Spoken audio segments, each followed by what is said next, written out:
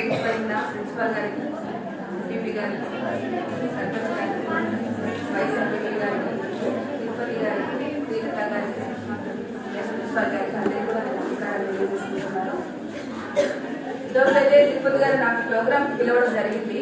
కానీ కొన్ని వేరే షెడ్యూల్ నాకు బిజీ ఉండడం వల్ల ఇక్కడ రాను, నాకు వేరే వాళ్ళకి అపాయింట్మెంట్ ఇవ్వడం జరిగింది. నేను రాను అని చెప్పడం జరిగింది. ఫస్ట్ క్యాన్సిల్ చేశాను. బట్ కార్లో ఉండగానే ఏదో మా వాళ్ళకి ఫోన్ చేసి వెళ్ళాలి, ఇట్లా రెడీ చేశారంట మేడం అంటే, సరే అది పోస్ట్ పోన్ నెక్స్ట్ డే చేసుకొని ఇక్కడ వీళ్ళంతా వెయిట్ చేస్తుంటారు కదా,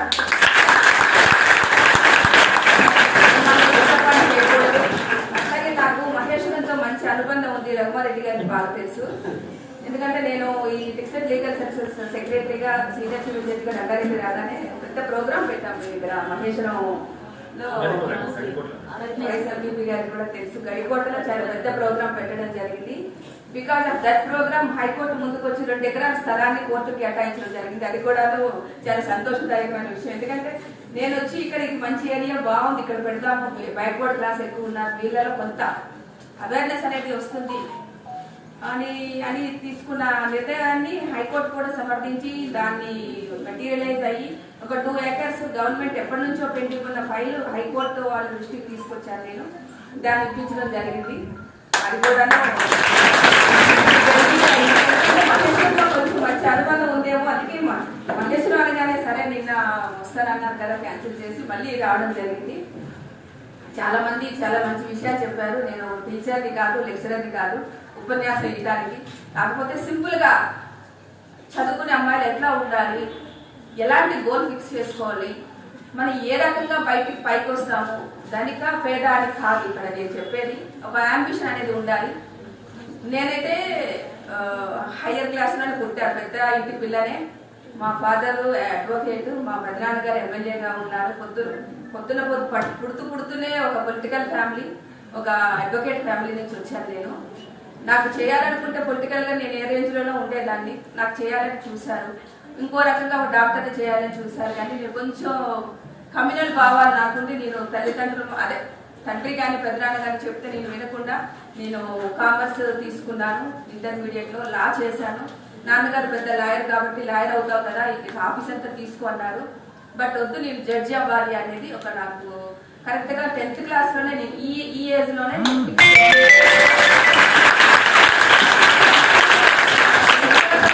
అంటే నేను మా ఫాదర్తో కోర్టుకు వెళ్ళడం జరిగేది. హైకోర్టు జడ్జెస్, పొలిటీషియన్స్ అట్లా మా ఇంటికి రావడం జరిగేది. ఇంకా జడ్జెస్ ఉన్న వాల్యూ చూసి IAS IPS అవన్నీ చూసి జడ్జెస్ కోర్టుకి వెళ్ళి చూసి డాడీతో వెళ్ళి ఇట్లా ఉంటే ఇలా ఉంటారు కదా, మా ఫాదర్ కింద వాదిస్తుంటే జడ్జి గారు పైన ఉన్నారు, ఇంత డిఫరెన్స్ ఉంది కాబట్టి మా ఫాదర్కి చెప్పడం జరిగింది, నేను ఇక్కడ ఉంటా, నేను అక్కడే ఉంటానని. ఉంటాను కాబట్టి డాక్టర్ చదివిద్దాము అనుకున్నారు. బట్ ఎందుకంటే మేము 5 అక్క చెల్లెలు అందరూ వెల్ ఎడ్యుకేటెడ్, ఒక తమ్ముడు ఉన్నాడు, అందరికి కూడా బాగా చదివించారు. అంతా మంచి లిబరల్గా పెంచారు మమ్మల్ని. అలాగని ఏదో స్వేచ్ఛగా దాన్ని దుర్వినియోగం చేసుకోలేదు. చిన్నప్పటి నుంచే ఈ స్టేజ్లోనే నేను ఒక గోల్ అనేది పెట్టుకున్నాను. దాన్ని ఎట్లాగా ప్రణాళిక బద్ధంగా ఎలాగ దాన్ని నేను మర్చుకున్నాను అనేది మీకు కొంచెం షేర్ చేసుకుంటాను. ఎందుకంటే అది మీకు చాలా ఇంపార్టెంట్ ఉంటుంది. ఆల్మోస్ట్ ఇప్పుడు చెప్పిన ప్రిన్సిపల్ గారు కానీ, మన ఎంపీపీ గారు కానీ, ఇప్పుడు మన వైస్ ఎంపీపీ గారు కానీ, వైస్ ప్రిన్సిపల్ గారు కానీ చెప్పినవన్నీ కూడా మీరు ఫాలో అవుతున్నారు. రెగ్యులర్గా అందరూ వచ్చి అదే చెప్తారు. నేను జస్ట్ ఒక మోటివేషనల్ ఏమని ఇస్తానంటే, ప్రతి ఒక్కరికి కూడా 10th to 12th అనేది మనకి టర్నింగ్ పాయింట్. అందరూ వచ్చి జడ్జి అయిపోండి, IAS అయిపోండి, IPS అయిపోండి అనేది కాదు. మనం ఏమవుతాము, మనం ఏ రకంగా మన మనసులో ఉంది, మనం ఏం అవ్వాలనేది మనకి మన డిటర్మినేషన్ అనేది మనకు ఉండాలి. అది ఉంటే దానికి ప్రణాళిక ఏమైనా వేసుకోవాలి, దాని గోల్ ఎట్లా రీచ్ అవ్వాలి, ఏ రకంగా వెళ్తే మనం సక్సెస్ అవుతాము, ఎన్ని గంటలు చదవాలి, దేనికి ఎంత కేటాయించాలి. చదువు ఒకటి ఇంపార్టెంట్ కాదు. ఫస్ట్ మార్నింగ్ లేస్తాము, ఏదో స్కూల్కి వస్తామని కాకుండా చిన్న ఎక్సర్సైజ్, యోగా, మెడిటేషన్, ఎందుకంటే మన మీద మనకి కంట్రోల్ వస్తే కనుక డెఫినెట్గా మనం ఏదనుకుంటే చేయగలం. ఒక పట్టుదల అనేది మనకు ఉండాలి. మార్నింగ్ లేస్తాము, సరే ఒకరు 5 లేస్తారు, ఒకరు 6 లేస్తారు. లేచిన కాలకృత్యాలు తీర్చుకున్నాక ప్రేయర్ అనేది ఉండాలి. ప్రతి ఒక్కరికి కూడా నేను ప్రతి స్కూల్లో చెప్పేది అదే. ఏదో క్రిస్టియన్, ముస్లిం, హిందూ ఎవరైనా సరే, ఏ గాడ్ అయినా సరే, దేవుడు అనే ఒక ఇది ఉందని నమ్మాలి, మన ఒక శక్తి ఉంది. సో పూజించుకోవాలి. రెగ్యులర్ గా కోర్టుకు వస్తూ కోర్టు దగ్గర మాకు ఒక చిన్న టెంపుల్ ఉంది, దుర్గా టెంపుల్. అక్కడికి వెళ్తాను, నమస్తే పెట్టుకుని ఆ బొట్టు పెట్టుకొని వస్తే ఆ రోజు నాకు అది సక్సెస్, అదో ఫీలింగ్ అన్నట్టు. టెంపుల్ అని కాదు, క్రిస్టియన్స్ అయితే చర్చికి వెళ్ళండి, ముస్లిమ్స్ అయితే కనుక చిన్నగా ప్రే చేసుకోండి. అట్లా అది స్టార్ట్ చేస్తే కనుక ఒక పాజిటివ్ ఎనర్జీ మనకి మనం అనుకుంటాం, మనసులో మాట్లాడుకోవాలి దేవునితో, నాకు పాజిటివ్ ఎనర్జీ ఇవ్వు, ఈ రోజు అందరితో మంచిగా ఉండేటట్టు ఇవ్వు. ఎవరి మీద కూడా అంటే నా వర్క్ ప్యాటర్న్ ఏంటంటే గట్టిగా అరిచేస్తాను, మాకు చాలా స్ట్రెస్ ఉంటుంది, ఈరోజు ఎవరి మీద కూడా కోపం రాకూడదు, అంత స్మూత్ గా వెళ్ళాలి. అది ముందు ప్రే చేసుకుంటా, ఎవరికైనా సరే హెల్ప్ చేసేటట్టు ఉండాలి. ఒక 5 minutes అలా ప్రే చేసుకుని పాజిటివ్ ఎనర్జీని మనం ఒక దేవుని దగ్గర కూర్చొని, మార్నింగ్ ఇంట్లో లేచి పూజ చేసినా సరే, కోర్టులో వెళ్ళేసరికి నాకు ఒక దేవుని టెంపుల్ ఉంటుంది, టెంపుల్ దగ్గర నాకు ఓటు వీలేదు, అక్కడికి వెళ్ళి అది స్టార్ట్ చేస్తాను. నా చిన్నప్పటి నుంచి కూడా అది ఫాలో అయ్యాను. స్కూల్కి వచ్చి చదువుకొని అక్కడ ఏదో ఎవరేజ్ స్టూడెంట్, నేను ఏదో ఫస్ట్ సెకండ్ క్లాసెస్ ఏమి వచ్చలేదు, ఎవరేజ్ 10th క్లాస్ వరకు. 10th లో అనేది నాకు టర్నింగ్ పాయింట్. 10th లో ఒక నుంచి ఇట్లా అయితే కనుక ఏదో మ్యాచెస్ చేస్తాను, US వెళ్తాం, UK వెళ్తాం, అది కాదు, మనకి మనం ఇక్కడ ప్రూవ్ చేసుకోవాలి అని చెప్పేసి ఇంకా నాకు 25 years వచ్చే వరకు 25 years లో నాకు జాబ్ వచ్చింది. అప్పటి వరకు మ్యారేజ్ కూడా అందరికీ చేసేసారు ఇంట్లో, నేను చేసుకొని సెటిల్ అయ్యే వరకు అంటే మొత్తం అయితే చేశారు.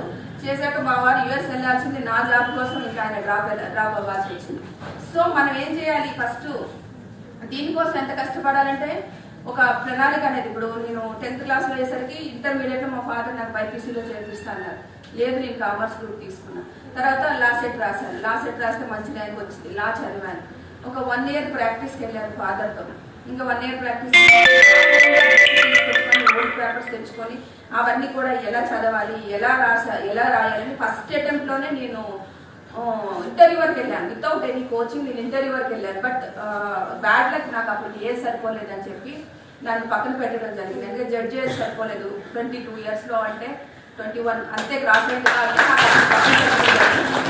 సో తర్వాత మళ్ళీ నెక్స్ట్ టైం నేను కోచింగ్ తీసుకోవడం జరిగింది. కోచింగ్కి పెద్ద ఇంపార్టెన్స్ ఇవ్వలేదు, ఎందుకంటే నాకు తెలుసు నాది, నేను టైం టేబుల్ పొద్దున్న లేవాలి, ఇట్లా చేయాలి, ఇది చేయాలి. అంతేగాని ఆ ఏజ్ అనేది నాకు ఆ టైంలో చాలా థాట్స్ వస్తాయి, దాన్ని ఎప్పుడు కూడా మనం డివియేట్ అవ్వకూడదు. మన పేరెంట్స్ గుర్తుండాలి, మన ఇంటి పరువు మర్యాద, కష్టపడి చదవాలి. ఒక అబ్బాయికి ఇచ్చి పెళ్లి చేస్తే వాళ్ళ కింద మనం ఉండకూడదు. ఎంత సాఫ్ట్వేర్ ఇంజనీర్ అవ్వని, ఎంత పెద్ద పొజిషన్లో ఉన్న వాళ్ళైనా వాళ్ళ దగ్గర మన నాకు ఫస్ట్ నుంచి అదే ఉంది, వాళ్ళ కింద చేయి చాచుకొని మనం ఉండకూడదు. ఇప్పుడు కూడా లేడీస్ అనేవారు మన ఇండిపెండెన్స్ ఉండాలి. మనకి ఫైనాన్షియల్ ఇండిపెండెన్స్ అనేది చాలా ఇంపార్టెంట్. ప్రతి స్కూల్లో కూడా నేను చెప్తాను, ఎనీ కైండ్ ఆఫ్ మీరు ఏదో నేను నాకు ఆ ఫీల్డ్ నేను చిన్నప్పటి నుంచి చూశాను కాబట్టి, నేను ఆ ఫీల్డ్లో ఉన్న కుటుంబం నుంచి వచ్చాను కాబట్టి నేను అది ఎంచుకున్నాను. అది నేను ఎక్కువ ఏం చెప్తానంటే, టీచర్స్ అంటేనే నాకు చాలా గౌరవం అయింది. అంతకు మించి అసలు అలాంటి నాకు జాబే లేదనిపిస్తుంది. నేను ఫస్ట్ రెస్పెక్ట్ ఇచ్చేది టీచర్. ఈరోజు ఒక టీచర్ వల్ల మనం ఈ పొజిషన్లో ఉన్నాం అనేది నేను ఎక్కువ నమ్ముతుంటాను. మా సిస్టర్ టీచర్ ఉంది, తన స్కూల్లో మేడం లాగా ప్రిన్సిపల్. సో అట్లా ప్రతి ఒక్కరు కూడా కొందరు అనుకుంటారు ప్రొఫెషనల్ కోర్సెస్ తీసుకొని engineers, doctors, IPS, IAS, judges అట్లా కాకుండా ఇప్పుడు ఇంత మంచి టాలెంట్ ఉంది. ఇట్లాంటి సింగర్స్ కి ఒక 4-5 years లో ఈమె ఒక హైట్స్ వెళ్ళిపోతుంది.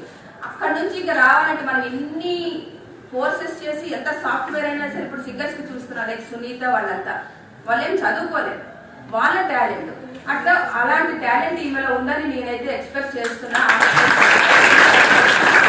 ఎవరో ఏ టాలెంట్ ఉంది, ఇప్పుడు బొటిక్స్ ఉంటాయి, టైలరింగ్ ఉంటుంది, కొంతమందికి అది ఇంట్రెస్ట్ ఉంటుంది, వాళ్ళు కూడా చాలా అసలు ఈక్వల్ టు ఒక సాఫ్ట్వేర్ ఇంజనీర్ లాగా వాళ్ళు కూడా అది చేస్తున్నారు. ఒక 10 మందికి వాళ్ళు ఉపాధి అనేది ఇస్తున్నారు. ఏ ఫీల్డ్ అనేది మనకి ఇంట్రెస్ట్ మనం ముందు డిసైడ్ చేసుకోవాలి. ఏదో వేగ్గా వచ్చామా, చదివామా, అకాడమిక్ ఇంట్రెస్ట్ కోసం అనేది ఎప్పుడు కూడా మనం పెట్టుకోకూడదు. ఇంగ్లీష్ ఇష్టమా, సైన్స్ ఇష్టమా, సోషల్ ఇష్టమా, టీచింగ్ ఇష్టమా, జడ్జి అవ్వాలా, పోలీస్ కానిస్టేబుల్, SI, CI అనేది మనం ఇప్పుడే ఒక గోల్ మనకు ఉంటుంది కదా. మనం అడగానే, చిన్నప్పుడు అడగానే మా ప్రతి స్కూల్లో కూడా ఇక్కడ చీఫ్ గెస్ట్ వచ్చి అడిగేవారు, మేము ఫ్రంట్ బెంచ్లో ఉండేవారు. అయితే ఏమవుతుందో చెప్పమ్మా అంటే, ఫాదర్ లాయర్ కాబట్టి నేను లాయర్ అవుతానని చెప్పాను. కానీ ఆ తర్వాత ప్రయారిటీ మారిపోయింది నాకు. తర్వాత ఫాదర్తో కోర్టుకు వెళ్ళేసరికి నాకు అప్పుడు తేడా తెలియదు. జడ్జి లాయర్ అంటే ఏదో అనుకున్నా, అమ్మో అక్కడ క్రౌన్ చైర్ ఉంటుంది, ఇటుపక్క 2 అడ్వకేట్స్, ఇటుపక్క 2 అడ్వకేట్స్, కింది వీళ్ళందరూ ఉంటారు, వీళ్ళకి దండం పెడతారు, వీళ్ళు దిగేటప్పుడు సైలెన్స్ అంటారు, వీళ్ళకి దారి ఇట్లాగిస్తారు, వీళ్ళకి రెడ్ కార్పెట్ ఉంటుంది. అది ఎందుకు వెళ్ళకూడదు, క్రౌన్ చైర్ పైన 4 లయన్స్ ఉంటాయి, ఆ క్రౌన్ చైర్ మీద మనం ఎందుకు ఇప్పటికీ స్టిల్ మనకి ఆ బ్రిటిష్ వారు మనకి పంపించి అది అలవాటు చేసి వదిలేరు కాబట్టి దాన్ని ఎవరు పక్కకి ఇన్ని డిపార్ట్మెంట్స్లో అన్ని చేంజెస్ వస్తున్నాయి కానీ ఆ క్రౌన్ చైర్ అని ఆ కోట్ అని ఆ గౌన్ అని ఆ హోదా అది వన్స్ చూసినాక ఆ 10th ఆ ఏరియాలో చూసిన తర్వాత ఇంకా నా ప్రయారిటీ మారిపోయింది. ఇంకేమవుతారంటే జడ్జ్ అవుతారు. దానికి మా ఫాదర్ అన్నారు, నీకు ఇది చాలా కష్టం, చాలా కష్టపడి చదవాలి, చాలా తక్కువ పోస్టులు పడితే అది కొంచెం ఛాలెంజింగ్గా తీసుకున్నాను. ఫైనల్గా నాకు మా ఏరియాలో నేను ఫస్ట్ వైజాగ్ శ్రీకాకుళం డిస్ట్రిక్ట్లో నేనే ఫస్ట్ లేడీ జ్యుడిషియల్ ఆఫీసర్. అక్కడి నుంచి ఒక ఆదర్శంగా తీసుకొని నాదొక ఇన్స్పిరేషనల్ ఒక పెద్ద న్యూస్ ఛానల్స్లో కానీ టీవీ పేపర్స్లో కానీ ఆ రోజుల్లో అంటే వెరీ ఎంకరేజ్లో వచ్చింది నాకు. సో అట్లా వచ్చింది కాబట్టి ప్రతి ఒక్కరు కూడా ఇప్పుడు అదో ఇదని తీసుకుంటున్నారు. ఇప్పుడు టీచర్ పోస్ట్ అంటే ఏది కూడా ఈజీగా లేదు, ఎంత కష్టం అంటే అంత కాంపిటీషన్ ఉంది. 90s 99 95 వస్తున్నా కూడాను ఇంకా ఇంకా ఇంకా అని మనల్ని అంటున్నారు. సో అంత కష్టపడి చదవాలి. ఎట్ ద సేమ్ టైం ఇప్పుడు ప్రొఫెషనల్ కోర్సెస్ ఉంటాయి. మనం 10 మందికి చిన్న బిజినెస్ ఏదైనా స్టార్ట్ చేయాలనుకుంటాం. ఇప్పుడు BBM MBA చదువుకొని చిన్న బిజినెస్ ఏముంటుంది మనకి, చిన్న శారీస్, అమ్మాయిలు అంటే కనుక శారీస్ అట్లా షాపులు పెట్టుకుని అది కూడా డిగ్నిటీగా లైఫ్ లీడ్ చేయొచ్చు. ఏదో ఐడియల్గా కూర్చొని మ్యారేజ్ అయింది కదా, హస్బెండ్ వచ్చాడు, వంట చేసాం, పిల్లలకు పెట్టాం, అట్లా ఉంటుంది. దానికి ఇవ్వాల్సిన ప్రయారిటీ దానికి ఇస్తూనే మనం ఏంటి, మన ఉన్నందుకు ఏం చేస్తున్నాం, మన పరిస్థితి ఏంటి. ఈవెన్ పాలిటిక్స్ కూడా వద్దు అని అంటున్నారు. అది ఫ్యూచర్ జనరేషన్ పాలిటిక్స్ ఇట్లాంటి వాళ్ళు వస్తే కనుక చేంజ్ అవుతుందేమో అనుకుంటున్నాను నేను. రఘుమారెడ్డి గారు నేనైతే చెప్తున్నా, అంటే మీ జనరేషన్ మనకి ఇట్లా ఉందేమో అని, ఇట్లా ఫ్యూచర్ జనరేషన్ లో కొత్త రక్తం వస్తే కనుక కొత్త కొత్త ఆలోచనలతో వాళ్ళు కొంచెం ముందుకెళ్తారు. మన కేజ్రీవాల్ ఇది చూసాం ఒకసారి అక్కడ ఢిల్లీలో. అట్లా ప్రతిది కూడా మన ఏది కూడా ఈ పిల్లలే రేపు ఇప్పుడు టీనేజ్ లో ఉన్న వాళ్ళు రేపు పొద్దున్న ఇక్కడ ఏ ఎంపీలు ఎమ్మెల్యేలు చూస్తారో ఒకరైతే కనుక నన్ను గుర్తుపెట్టుకోండి మేడం.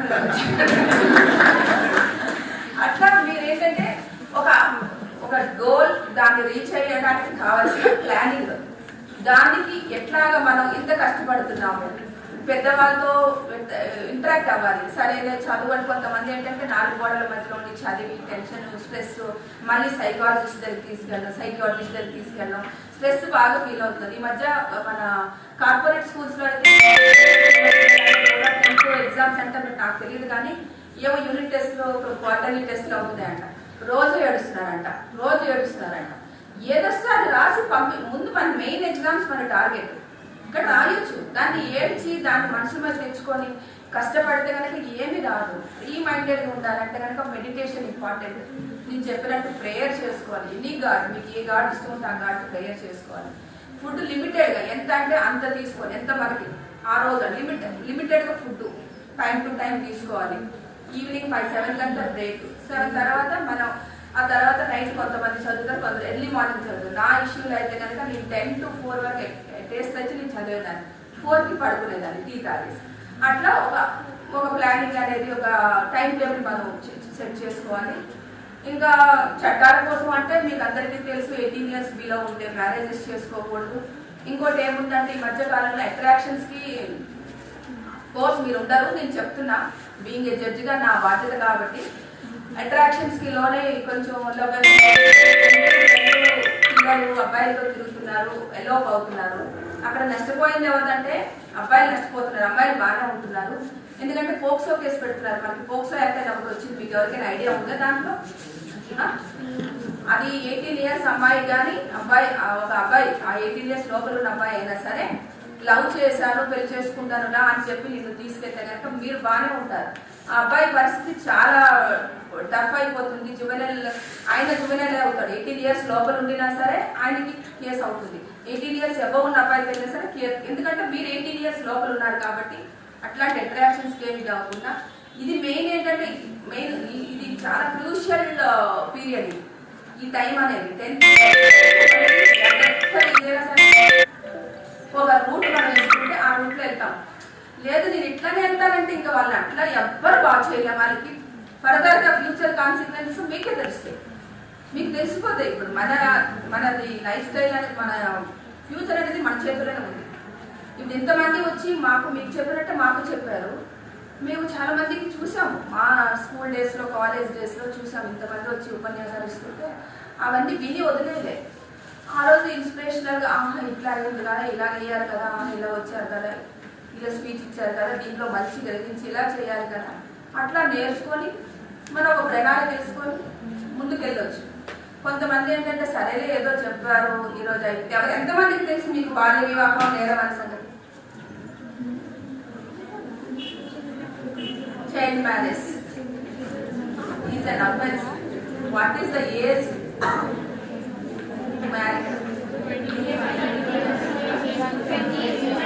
ఒక్కొక్కరు చెప్తారు కాంట్రవర్షియల్ స్టేట్మెంట్స్. 21 అని ఎంతమంది అంటున్నారు? 22 అని. ఎవరికి? మేల్ గా ఫీమేల్ గా? ఫీమేల్ కి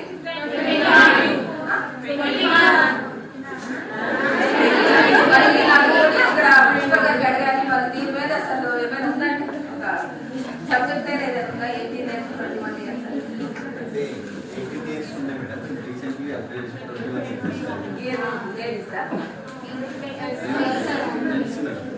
జెంట్స్ ఎప్పుడు 21 లేడీస్ 18.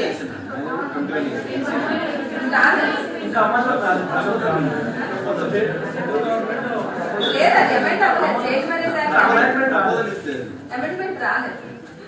అంటే 18, 21 అనేది మీకు గుర్తుండాలి.